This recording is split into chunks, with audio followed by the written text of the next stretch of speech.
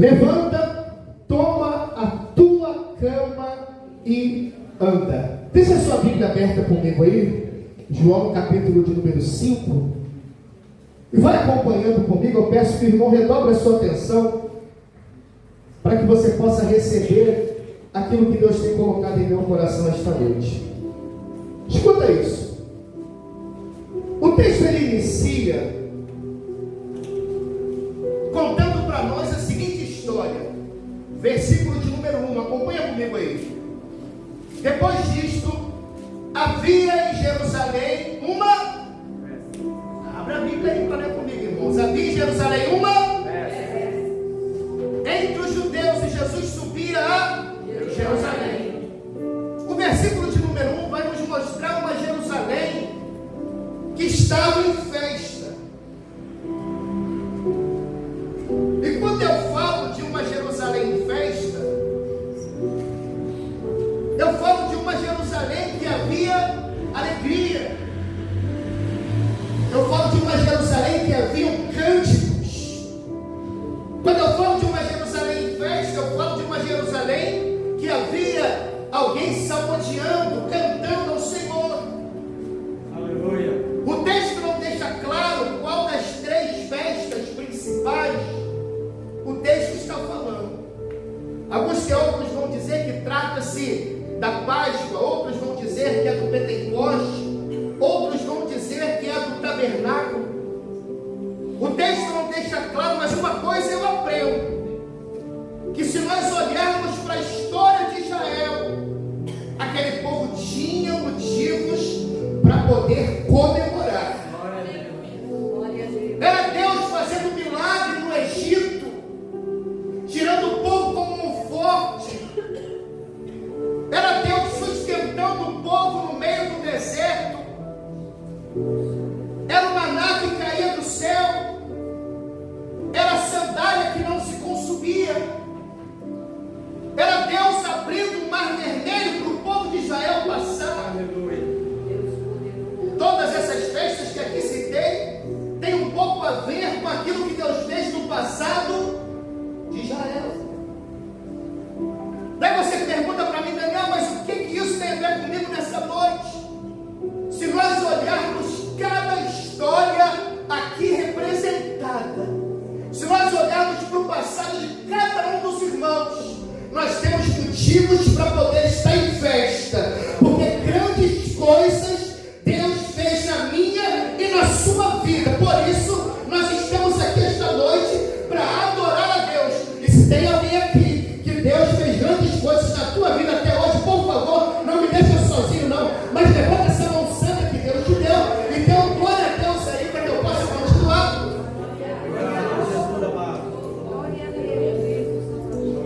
Então eles tinham motivos para poder comemorar. Só que se você seguir o texto comigo, no versículo de número 2, no 1 ele diz que Jerusalém estava em festa. Mas no 2 ele vai dizer assim, olha aí comigo aí. Ora, em Jerusalém, ele está falando da mesma cidade.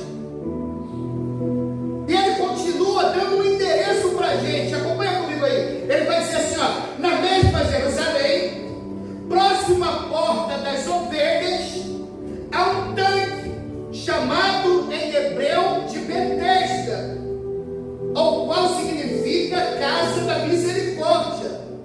E lá nesse tanque há 5 alpendres. Repara os irmãos que João está dando um endereço para a gente. E ele vai contar para nós quem está nesse endereço. Ele vai dizer para nós, olha, quem está nesse endereço que eu disse para vocês no versículo 2, é uma multidão de enfermos. E ele diz assim, olha, nesse tanque jazia. Quando o texto usa o termo jazia quer dizer que eles estavam deitados, mas não deitados de uma forma confortável, mas eles estavam deitados de uma forma totalmente desconfortável. Era incômodo para eles estar naquela condição. E o texto vai dizer que eles estavam nessa condição há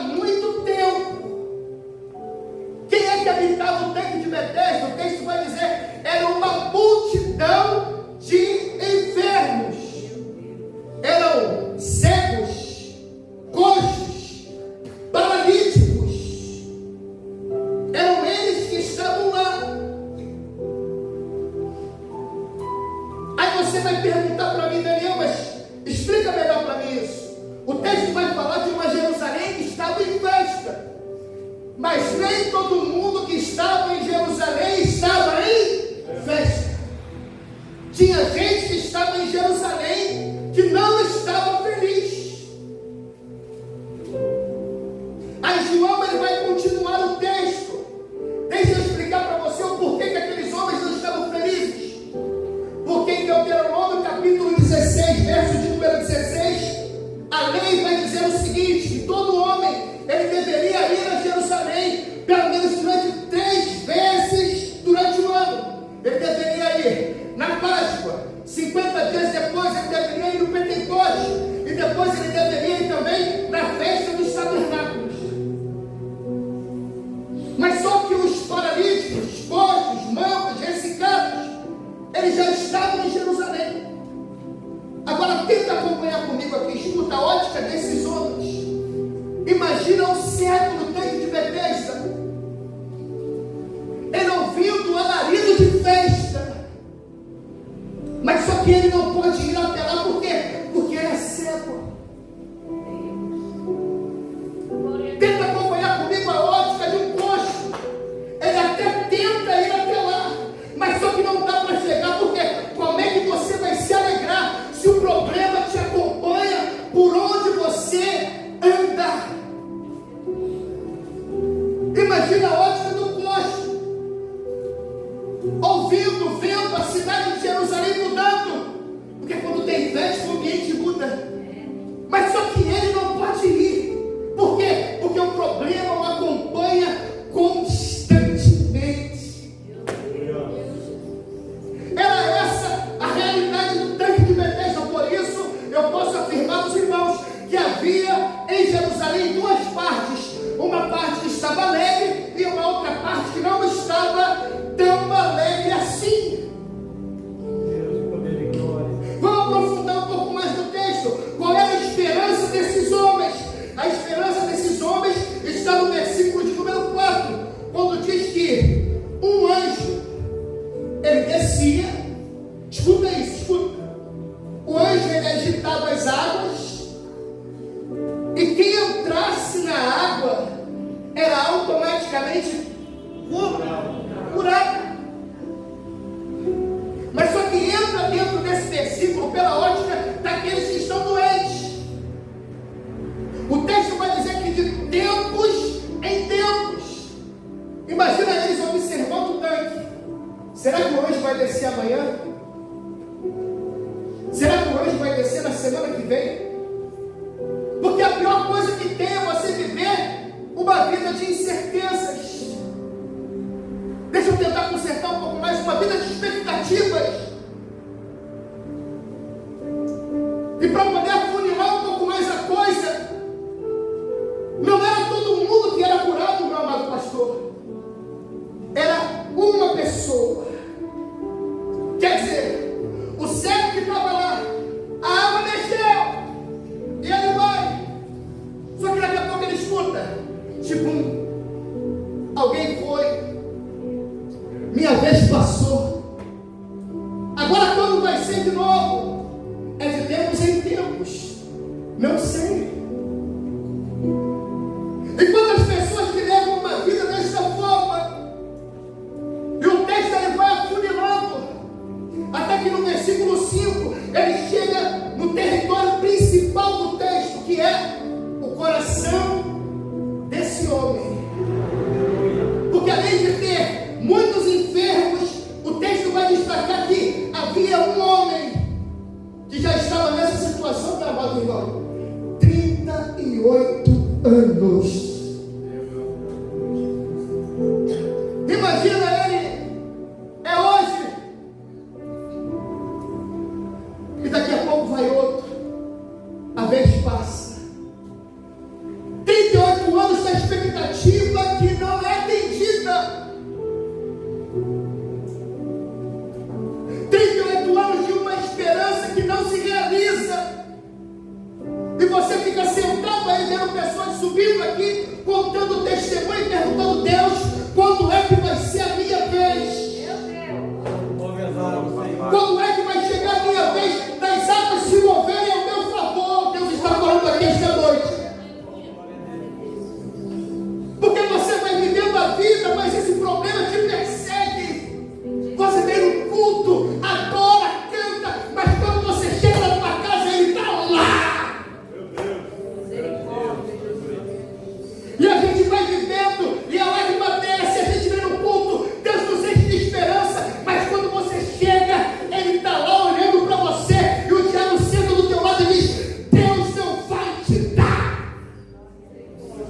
Oh, Pai maravilhoso.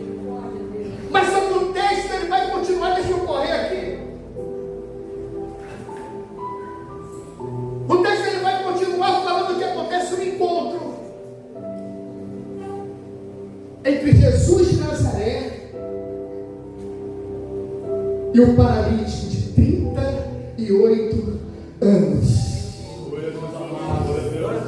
Versículo de número 6, olha o que o texto diz. Jesus ele chega. E lá no versículo 2, 3 diz que havia uma multidão. Mas só que o texto diz no versículo 6 que Jesus ouviu. Aleluia. Deus traz esse humilde pregador nesta noite para poder lhe dizer uma verdade. Ei, chegou o teu dia. Jesus, ele te viu.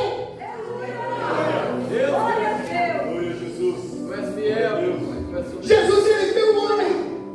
E deixa eu tentar te explicar uma coisa aqui, porque alguém pensa que Jesus foi lá e viu o homem, mas não é assim não. Quando nós lemos Neemias, capítulo de número 3, nós vamos ver que as muralhas de Jerusalém, elas eram cercadas. Jerusalém era cercada por uma muralha, que haviam 12 portas.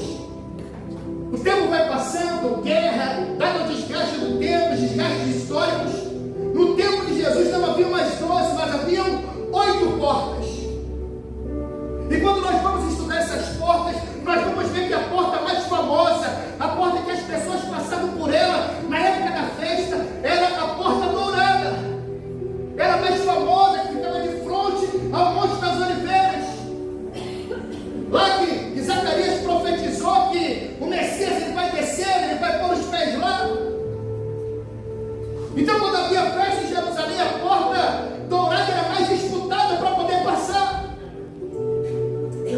A porta das ovelhas era a porta onde os animais que iam ser sacrificados, eles passavam por ela. E ficava próximo ao tanque de Betesda. Glória ao teu nome, Senhor. As pessoas queriam passar pela porta dourada.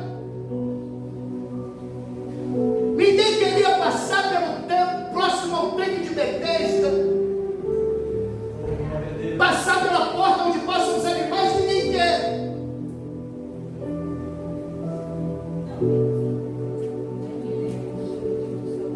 Jesus viu as madrugadas que você chorou.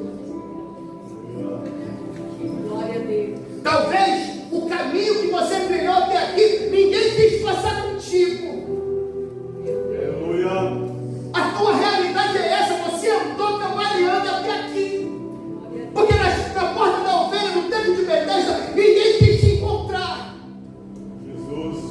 Mas só que lá vai Jesus de Nazaré. E Jesus não erra o endereço, não. Você está aqui essa noite, não é porque alguém te convidou, é porque Jesus marcou esse encontro para poder estender a tua mão para você. Jesus vai onde ninguém quer ir. É verdade. Aí o texto diz que Jesus o viu. E depois o texto vai dizer assim, ó, depois de Jesus ver, Jesus sabia que ele estava nesse estado há muito tempo.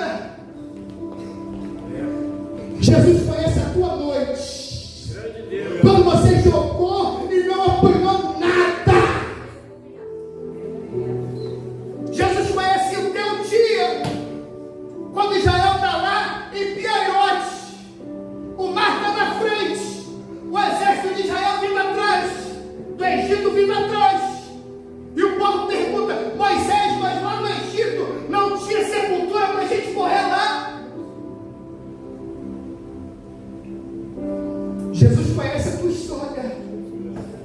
Jesus sabe como você chorou, como o rei Josafá, quando o exército inimigo cerca Israel. Aí ele vira para o céu e fala: porventura não és tu Deus do céu?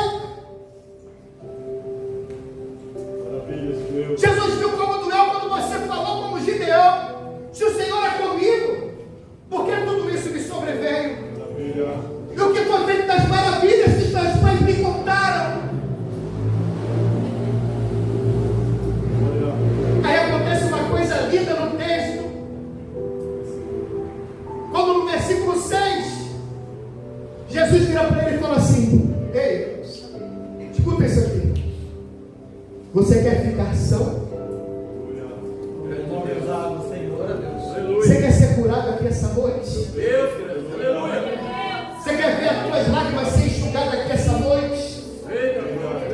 Aí Jesus pergunta para ele: você quer ser curado?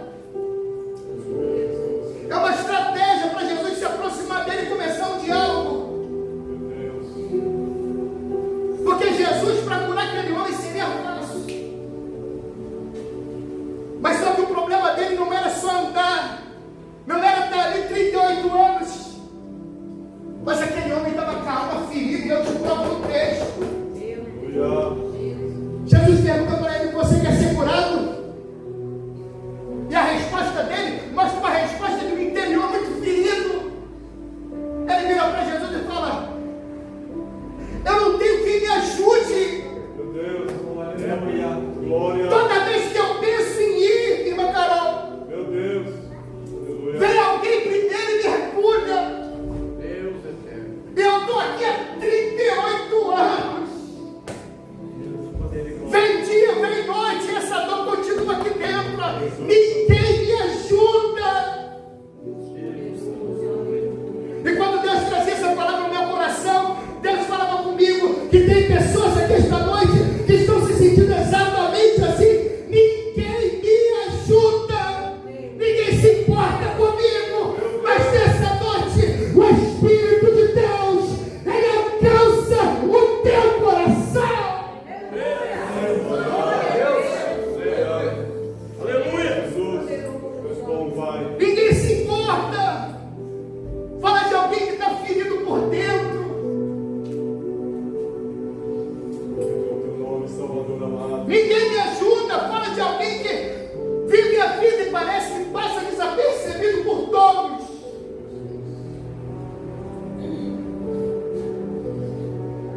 Aí a resposta, já estou terminando. A resposta de Jesus para aquele homem é algo sensacional. Versículo de números 8. O texto diz assim: ele responde: olha, eu não tenho quem me ajude. Aí no versículo 8, Jesus dá uma ordem para ele. A primeira é: levanta. Aleluia. Eu penso que Jesus não estava apenas falando com a enfermidade daquele homem, mas eu penso que Jesus estava falando com o interior da alma. Porque a gente não fica prostrado apenas na enfermidade, mas a gente fica prostrado no espírito. Quando a gente não tem mais força para poder lutar, quando a gente perde a pujança de crescer, quando a gente se conforma e está 38 anos da mesma forma.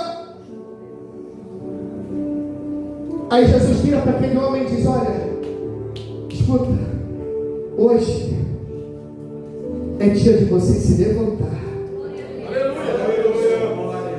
Jesus fala para o teu coração: ei, é dia de você se levantar. Louvado seja Deus. A segunda ordem: primeiro levanta. Porque quando a gente está com o coração ferido, a gente vê tudo.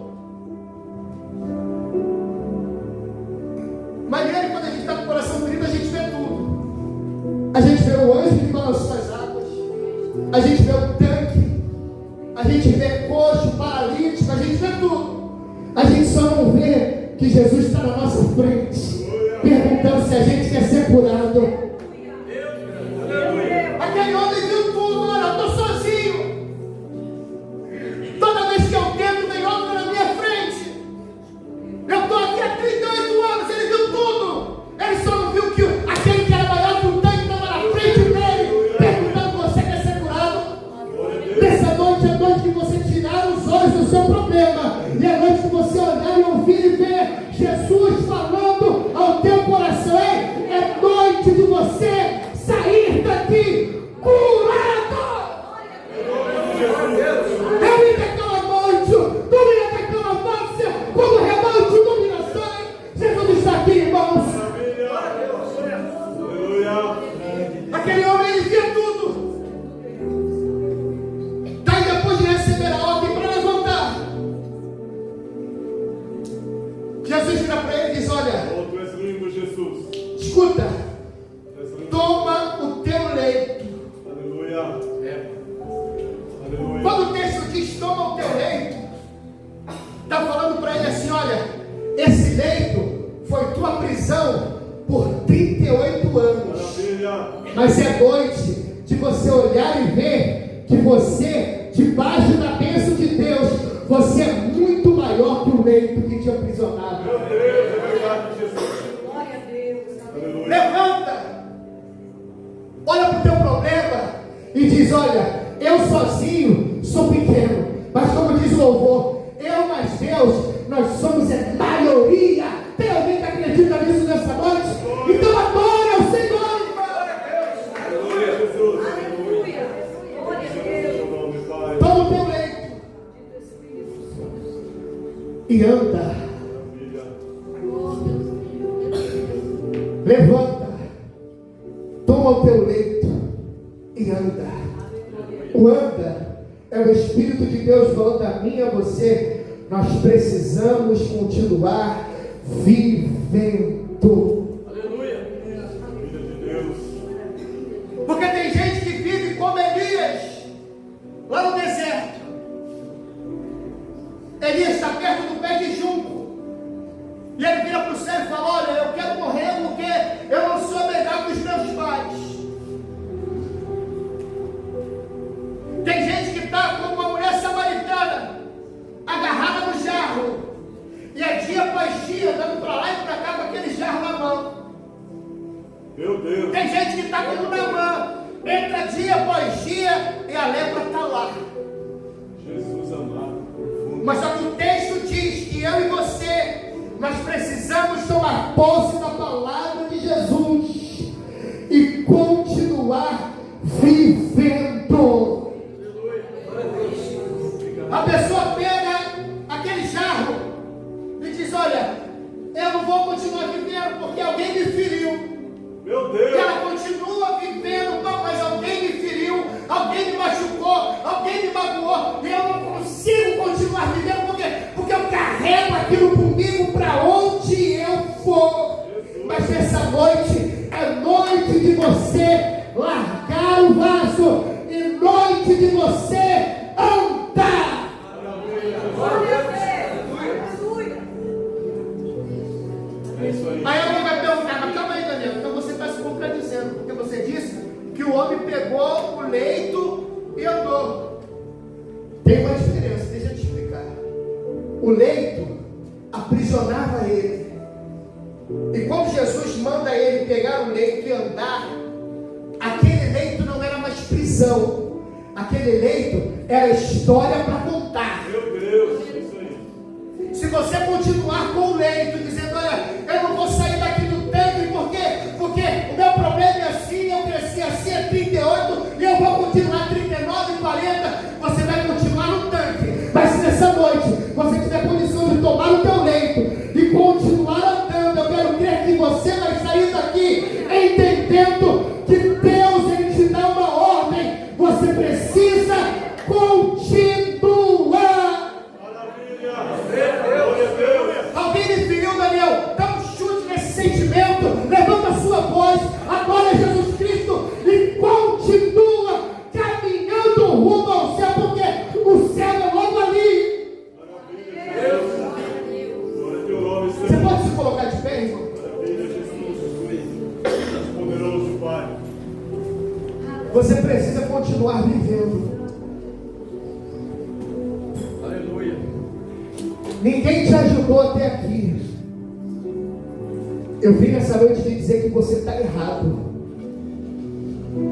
Porque eu e você, nós só chegamos até aqui porque a graça de Deus, ela foi, é e continuará sobre a nossa vida. Se não fosse a mão de Deus, nós já teríamos perecido na caminhada. Até aqui eu só cheguei porque Deus todos os dias Ele me toma pela mão e diz: Daniel, hoje o desafio é grande, mas eu estou contigo nessa guerra. E amanhã como é que vai ser? Ele vai continuar me ajudando, porque existe uma promessa de que Ele estará comigo todos os dias da minha vida. Deus, é aqui o meu povo nesta noite, Senhor. Nós estamos aqui, meu Pai, porque nós cremos, Senhor amado, na Tua provisão. Nós estamos aqui esta noite, Deus, porque nós cremos que Tu és o Deus de já.